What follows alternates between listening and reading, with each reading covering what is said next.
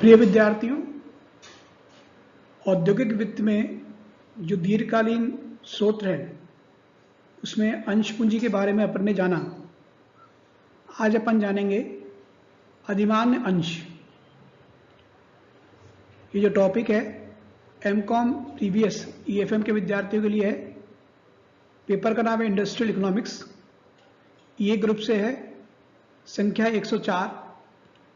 मैं doctor Manu Sharad Pathak, department of EFM, SRLS government college Kaladera Jaipur, आप सभी विद्यार्थियों का पुनः हार्दिक स्वागत और अभिनंदन करता हूं।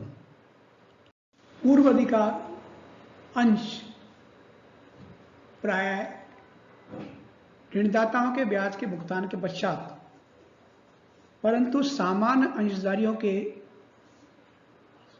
लाभांश दिए जाने से पहले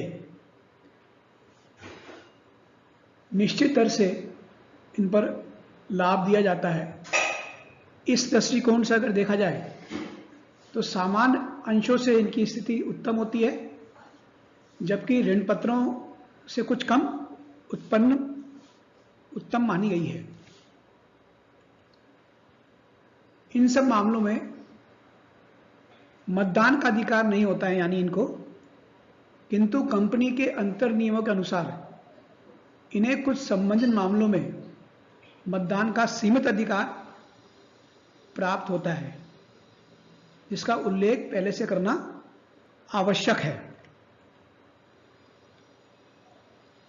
पूर्वाधिकार पूंजी की वापसी के विषय में भी जब लिक्विडेशन का समय आता है तो इन्हें विनियोजित पूंजी की वापसी ऋण पत्रों के बाद और सामान्य अंशों के पूर्व दी जाती है।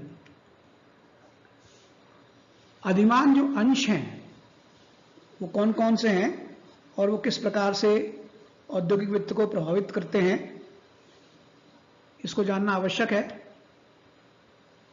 पहला है रिडीमेबल एंड इरिडीमेबल, शोध्य एवं अशोध्य अधिमान अंश।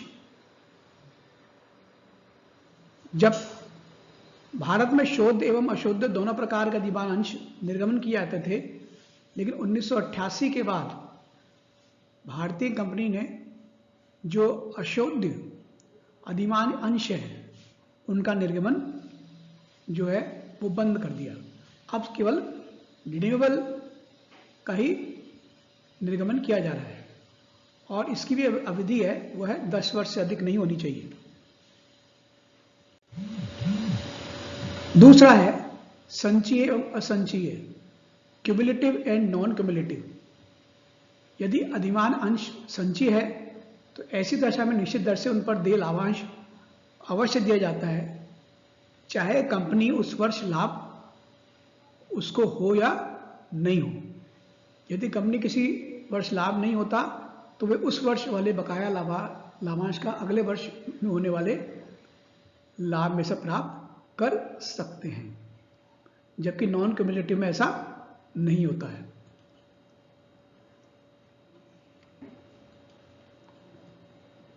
भागग्राही एवं अभागग्राही, participating and non participating preference shares. Company के सीमा नियमों के अधीन यह व्यवस्था की जा सकती है कि अधिमान अंशों के धारक को पूर्व निश्चित लाभांश दर के साथ साथ अतिरिक्त लाभ का हिस्सा भी दिया जा सकता है, उसका अधिकारी बनाया जा सकता है। इसको पार्टिसिपेटिंग प्रेफरेंस शेयर कहते हैं। अगला है परिवर्तनशील एवं अपरिवर्तनशील, convertible and non convertible preference share.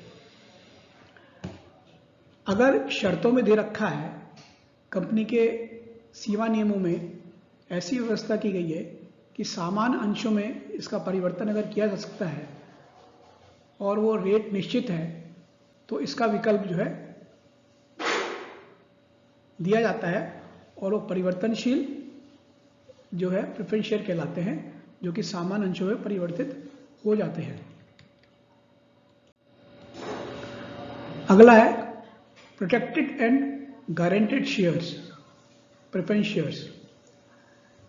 संरक्षित अधिमान अंशों की दशा में एक पृथक संचित कोष का निर्माण किया जाता है, यानी एक अलग से कोष बनाया जाता है जिसमें से कम लाभ के वर्षों में इस प्रकार के अंशों पर लाभांश देने की व्यवस्था होती है। इस प्रकार इन अंशों पर लाभांश के विषय में पूर्ण संरक्षण प्राप्त होता है। कंपनी के लिए आप देखते हैं कि ये प्रेफरेंस शेयर जो है वो किस प्रकार से लाभकारी होते हैं।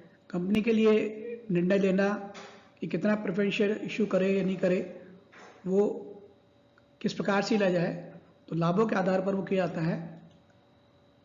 कंपनी को पूंजी प्राप्त करने के लिए सबसे व्यापक बाजार मिल जाता है, क्योंकि ये व्यवसाय के स्वामी होते नहीं है और एक बड़ा जो है समुदाय प्रेफरेंस शेयर्स में इन्वेस्टमेंट करने की इच्छा रखता है। कंपनी के दृष्टिकोण से सीमित मतदान का अधिकार दिया जाता है इन्हें, और वो भी कंपनी के सामान्य प्रशासन के विषय में इन्हें मत देने का अधिकार नहीं होता है। अतः मतदान का अधिकार दिए बिना पूंजी प्राप्त करने का ये सबसे सर्वोत्तम साधन है। अगर रिडम्पशन फंड की व्यवस्था करके शोध अधिमान अंशों को कंपनी लौटा सकती है और आवश्यकता अनुसार पूंजीकरण की मात्रा की व्यवस्था कर सकती है। इनके लाभांश की दर प्रायः अधिक नहीं होती है तथा इसके सहारे कंपनी साधारण अंशों पर लाभांश की दर में वृद्धि कर सकती है। कंपनी के लिए अधिमान अंशों के क्या क्या दोष हो सकते हैं? कंपनी के लिए इनका सबसे बड़ा दोष यह है, कंपनी को लाभांश के विषय में एक निश्चित एवं स्थिर दायित्व वहन करना पड़ता है, क्योंकि इनका भुगतान करना आवश्यक है, तो इसलिए एक दायित्व जो है निश्चित रूप से बना रहता है। कम लाभ के वर्षों के अधिमान अंशों पर निश्चित लाभांश दे देने के पश्चात इक्विटी अंशों के लिए लाभांश इधर कम रह जाती है। ये भी बहुत बड़ा एक हानि है, दोष है इसका अधिमान अंश का।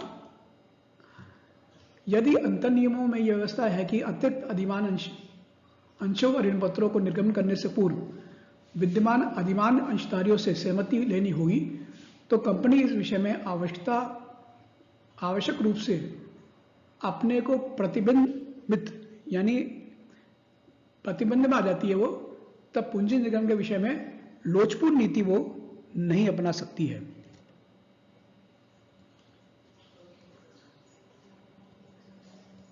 इन्वेस्टर्स के लिए किस प्रकार से ये अधिमान अंश लाभकारी है? कंपनी को पूंजी प्राप्त करने के लिए एक व्यापक बाजार मिल जाता है, और जो सतर्क विनियमन करता है, क्योंकि उससे पता है कि उसके पैसा वापस सुरक्षित है, वो अधिमान अंशों में विनियोजित करता है। इन पर सीमित मतदान का अधिकार दिया जाता है।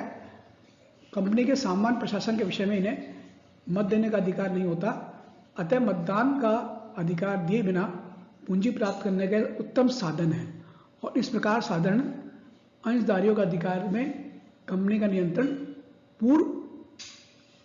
पूर्वत्र बना रहता है।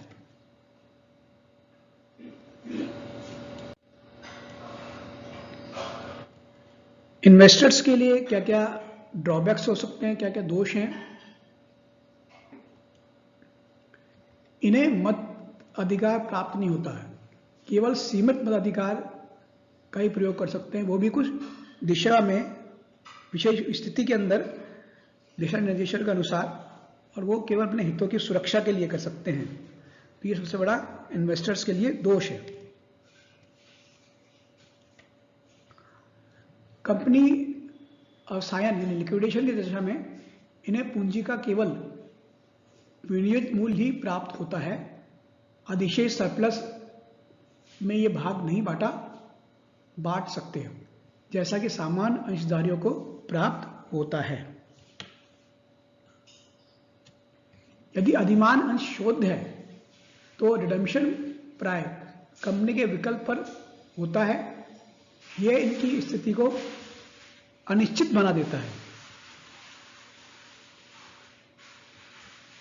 अतः यह कहा जा सकता है कि अधिमान अंशों की स्थिति बड़ी असुविधाजनक हो सकती है और ऐसी दशाओं में अपने हितों की सुरक्षा के लिए इन्हें संघर्ष करना पड़ सकता है। मतभेद होने पर न्यायालय तक मामला जा सकता है। अतः ऐसे अंश खरीदने समय इनके विषय में कंपनी के अंतर नियमों में वर्णित व्यवस्थाओं का और यदि इस विषय में पृथक कोई उल्लेख है तो उसका भलीभांति अध्ययन करना जरूरी है। तो आज अपन ने देखा, आज अपन ने पढ़ा अधिमान अंशधारियों के बारे में कि वो किस प्रकार से कंपनी के लिए लाभकारी है, रीजन खंडितता के लिए किस प्रकार से लाभकारी, उनके ये किस प्रकार से जो है वो हानिकारक है। तो इससे ये स्पष्ट हो जाता है कि जो दीर्घकालीन कोष का जो दूसरा महत्वपूर्ण स्रोत है अधिमान अंश, वो कितना उपयोगी है या उपयोगी नहीं है। ये सब परिस्थिति पर निर्भर करता है।